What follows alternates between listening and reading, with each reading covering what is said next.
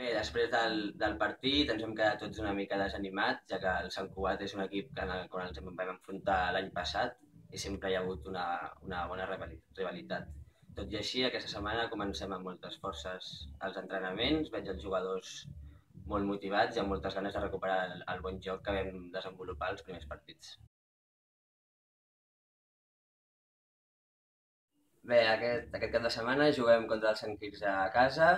Aquests 2 punts són molt importants, ja que juguem davant la nostra afició i en aquesta categoria tots els partits guanyats donen molt avantatge al final de temporada, ja que hem d'aconseguir la màxima diferència possible respecte als equips de baix per acabar la temporada amb la màxima tranquil·litat possible.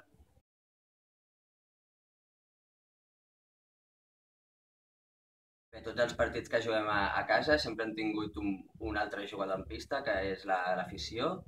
Cada partit ens ha estat animant a 60 minuts del partit i és un punt molt important, ja que ens dona molta força i ànims a l'hora de jugar al partit.